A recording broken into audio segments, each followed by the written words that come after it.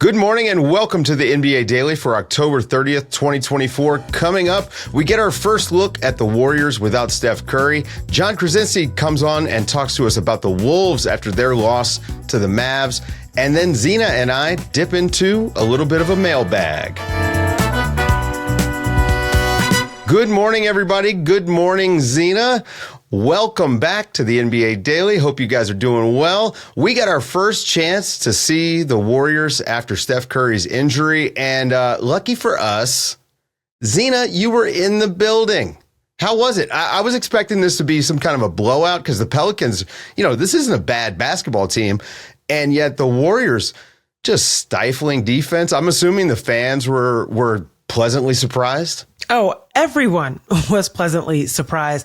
I don't know if anyone really had any expectations going into this game beyond Steph Curry not being in. Well, you're speaking for everyone. I had expectations. I still think that this is a top high-level defense. No Steph Curry, for the Pelicans no Andrew or for the Wiggins. Warriors? Well, I think, no. For the Warriors, I still wanted to see a high-level defense out there. So I had expectations of them.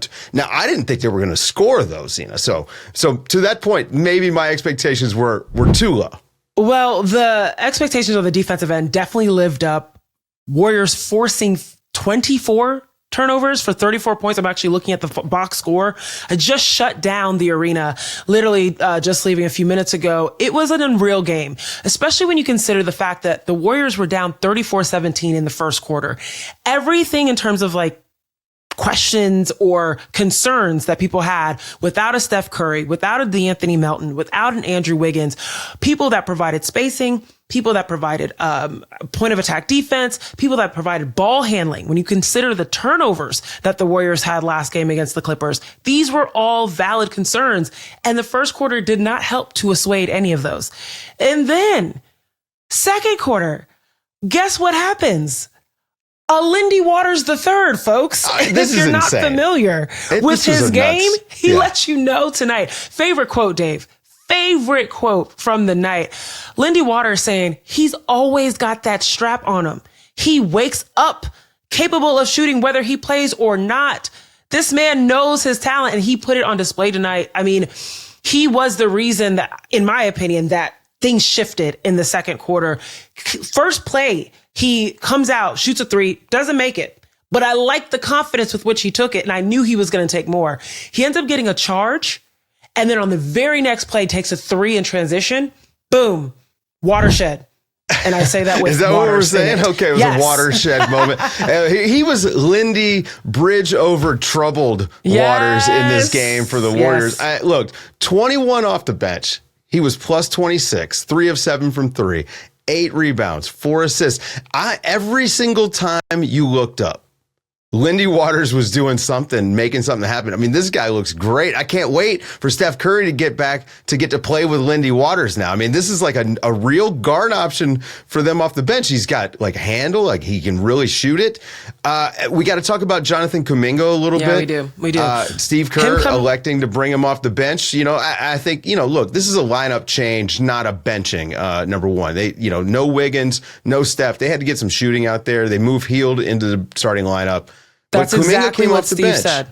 That's exactly what Steve Kerr said, that it wasn't a relegation of any sort. He just needed a lineup with more spacing, and that's exactly what Buddy Hield could provide. Now, Buddy Hield was 1 for 4 in the first half. It looked rough. He's also someone we should talk about beyond Jonathan Kuminga. But Jonathan Kuminga really tonight played with patience, played with poise. He's one of those people that if you looked at the box score and you'd be like, how can you say he had a great game? He had 15 points, no big deal. Absolutely not. When you think about someone that needed to slow down in the way that he approached the basket, needed to be able to make the right decision in that 0.5 basketball that Steve Kerr always talks about, these are the types of things that he did tonight. He played with the level of poise that the Warriors really needed, and he did that off the bench. Now, the question for Jonathan Kuminga going forward is, you were benched, right? God, I still cannot get over that graphic out of ESPN. Since when do we do that? Anywho, but the point is, he's brought to the bench. He gets a fire lit under him. Now, this is something we've seen with Jonathan Kuminga, but Can he continue this level of poise, this level of patience to the game of basketball, and this level of professionalism? Let's keep the 3 Ps, patience, poise, professionalism, to the game that he showcased tonight throughout this period of time when Steph Curry is not playing and Andrew Wiggins is also out. Yeah. So we'll see. But Buddy Hield, let's put a little bit of a marker on that, because this man shot lights out in the second half of the game, had Steph Curry scaring me.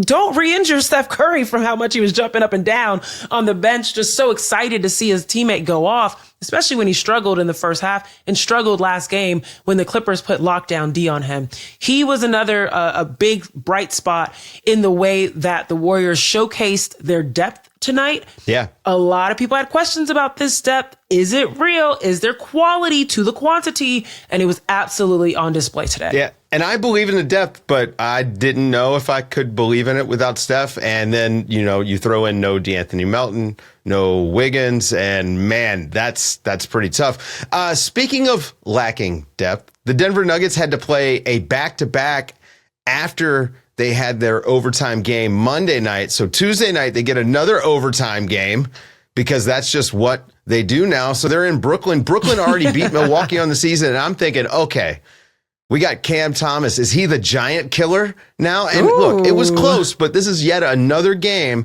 that I think if you didn't have tanking teams down the stretch, that the Nuggets likely lose. Now, part of this is also the Nuggets have Jokic. Jokic takes over down the stretch. He just walks the ball into the paint and puts it in the basket to force overtime. And then they take over.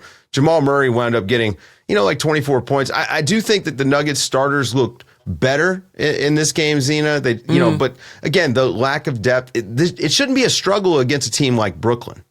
Here's the thing. This narrative is going to continue throughout the season. Denver needs a bench. Denver needs a bench. We know, of course, their number one bench player from last year, Christian Brown, is now a starter. So there is a vacancy to be filled. But the thing about it is, how many times have we seen a team that is supposed to win these type of games not pull it out in the end? And say what you want, Denver shouldn't be in these situations. True.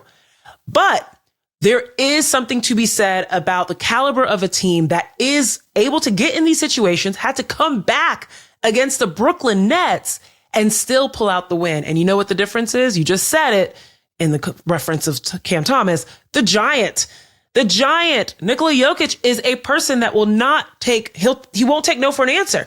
And he will not take a loss easily. And this is a person that his resilience is the thing that keeps Denver Nuggets in this conversation as a championship contending team. I don't know if we're going to be able to talk about him as a championship contender, but I am with you that Jokic, if ever one guy was going to be able to raise a team up, it would be him. I just think with the parity and with the way that some of the teams in the West are stacked, it's going to be tough. Also, Russell Westbrook, he really got them through this game, and Jokic gave him a shout out after. So the vibes maybe are improving. I'm worried because, it's a struggle for them. So I'm still looking at Julian Strawther. I still have faith in my man to expand his game and on defense and also be able to put the three ball up. So I'm keeping an eye on him. Yeah. Well, coming up after the break, I sit down with Jon Krawczynski and talk a little bit about the Wolves' loss to the Mavericks. Well, we got a rematch from last year's playoffs, and it did not go the way that I think the Minnesota Timberwolves expected. We did get a crazy Kyrie Irving performance. We got another clutch Luka shot. We did not get a massive Anthony Edwards game, in my opinion. Jon Krawczynski, you were at the game. You talked to everyone after.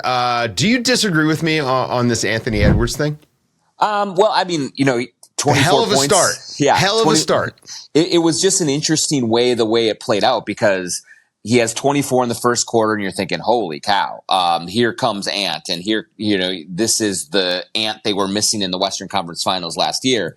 And then he kind of really went on ice for a while. And I think part of that was maybe Dallas trying to force it out of his hand.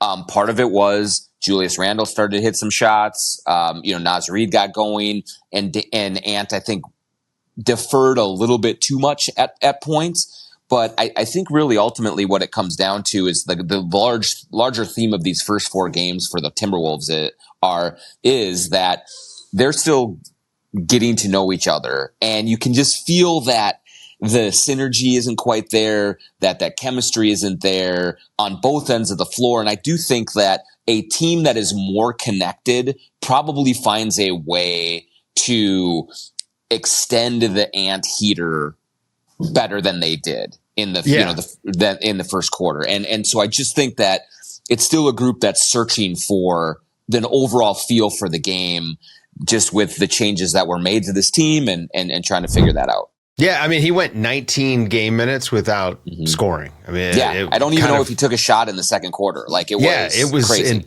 It was noticeable. I mean, he was gone, and it wasn't like they had an offense to go back to. You know, this isn't a team that is reliant on some sort of motion. They don't run a whole lot. It's a lot of spread pick and roll. It's a lot of beating your man off the dribble. You know, is this something that you feel like they just haven't had time to install for this season yet because of the trade, or what's going on with the offense? Yeah, I think that, you know, they've installed some things, but I think that it really does come down to, you can see that Julius Randle and Anthony Edwards don't know quite how to play off of each other yet. They're still trying to figure out where each other's spots are and not trip over each other. You're seeing Mike Conley is really struggling, and he was such an important part of their offense last year, just a super quarterback that got everyone in the right positions. And when he had open shots, he knocked them down. And he has been, frankly, terrible in the first 4 games of this season. And so they're trying to adjust to that and not having their safety blanket of Mike Conley right now. And then you look at, I think Rudy Gobert and Julius are still trying to figure out how to space around one another, how to really play off of one another, and kind of keep the ball moving without they're just slowing down so much. And what we've seen, a lot of dribbling, we've seen a lot of searching, and so nothing that I didn't expect, Dave. You know, in the first portion of this season, because it is a pretty seismic trade that they made. Their identity went from super big, you know, unconventional, Cat, Gobert, and like that, to now a more conventional roster construction. But when you remove a player that was such a focal point and bring in 2 new guys, I think it's predictable that they would kind of look disjointed through portions of the game as they did tonight.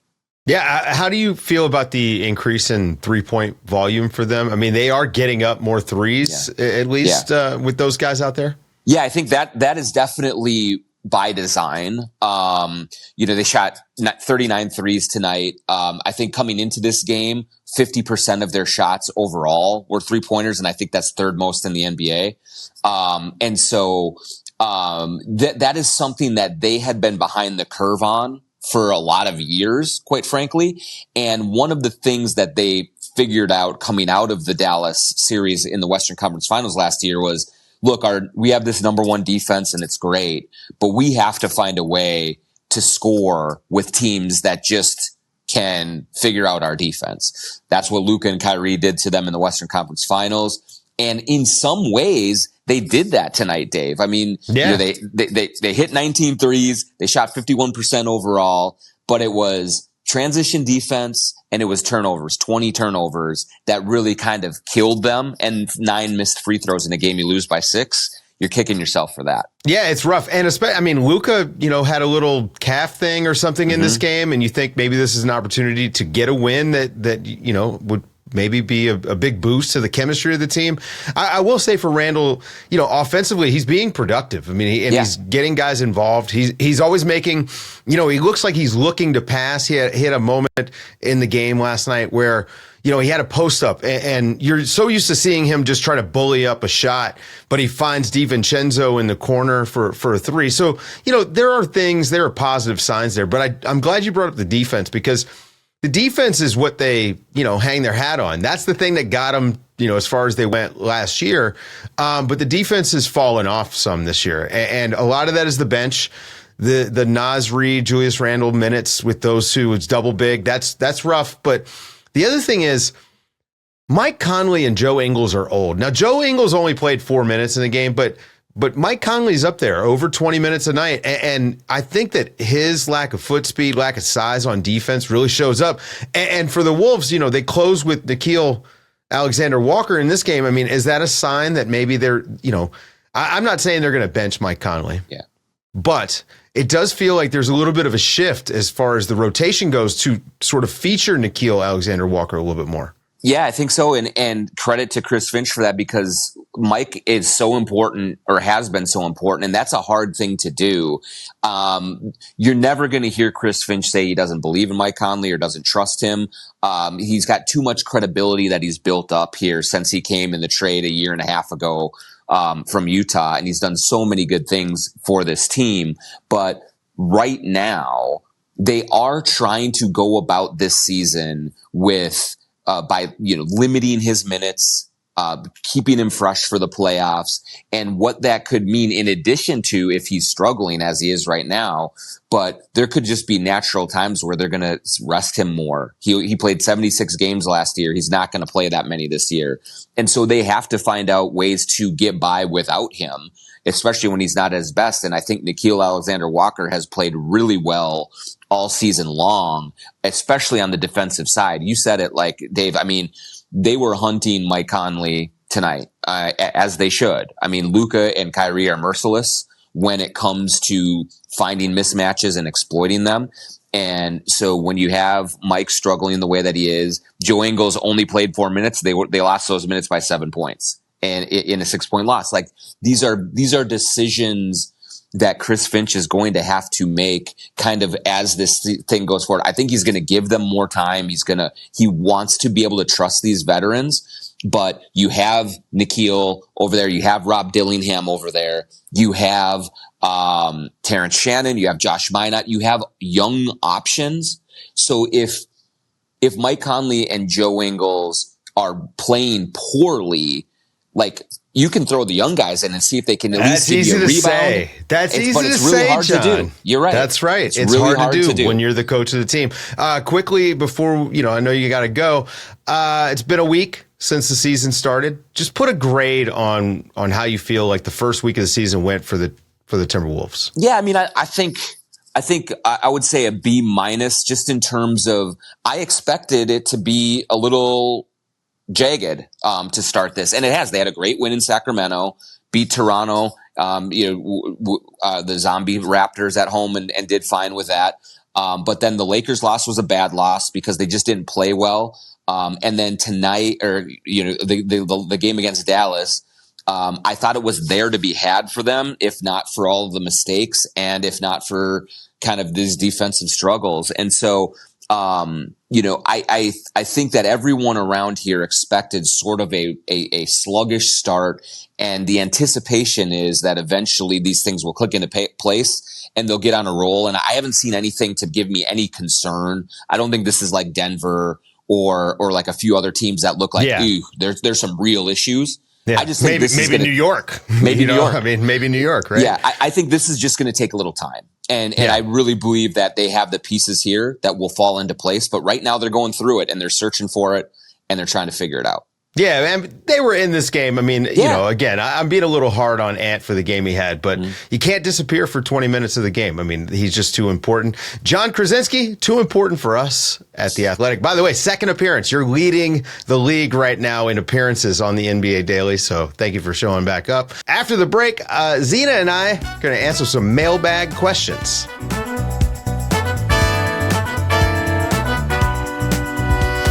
Okay, we've been telling you guys to shoot us emails over at NBA Daily at theathletic.com, but we also set up a post at theathletic.com asking for questions. So we grabbed a few for tonight's show from there. Going to our first mailbag, Zena. I'm excited. Dan S. asks us, will the Pacific Division be the best division this year? And I wonder if he means most competitive, most entertaining. The West is just stacked. I mean, every division's pretty tough. I can't say that a division that doesn't have Dallas or Minnesota or the OKC Thunder can be the best division, but I absolutely believe the Pacific Division will be the most entertaining. These are going to be scrappy teams. These are teams that are going to be counted out, playing with a chip on their shoulder. And so every single time they battle, it's going to be to the death. Yeah, it's going to be pretty competitive. And the Northwest Division, while you do have like those three teams at the top, you still got Portland and Utah is just awful, miserable. Next question, and probably the last one. Sam M asks us about the Cavs. The Cavs have started 4-0. The offseason narrative was that they didn't make any changes, and stagnancy gets you nowhere in the NBA. However, their young core seems to be improving, and they made a head coaching change. Are they legitimate contenders? What does a good season look like for them? Yes, they're legitimate contenders. They have done exactly what all teams need to do, which is rounded themselves out. They've got a great backcourt in terms of Donovan Mitchell, Darius Garland, and Dave, you and I have talked about this. Karis LeVert, I think Brooklyn Nets are probably crying their hearts out knowing they let him go. Absolutely killer off the bench. And then they've got size, Evan Mobley, Jarrett Allen. I mean, this is exactly what you want. Not only offensively, but they can play defense too. I kind of call them my Dallas Mavericks with defense of the East. I think, if they make it further than they did last year, that's definitely a win. And really, if they find themselves in the top 3 of the East, I think I'm happy with them for the season. Yeah, for me, I think a conference finals run would be great for them. It's all about Evan Mobley. If he's actually making a leap, and he's been incredible to start the season, but if he's actually making a leap, this team is up there and can beat anybody. They look really good against the Knicks. Yes, they did. A lot of people were picking the Knicks to come out of the East, and I think maybe that's just a little bit of Boston boredom because Boston is a juggernaut. Ooh, I like That's going to do it for today's show, folks. Thank you guys for joining us. Zena, thank you for hanging out. Don't forget, you can send us those emails at NBADaily@theathletic.com. Subscribe to The Bounce. Shout out to my guy, Zach Harper. And leave us a 5-star review over on iTunes, Spotify, wherever you listen to podcasts. For Zena Keita, I'm Dave DuFour, and this has been the NBA Daily. Thanks for waking up with us.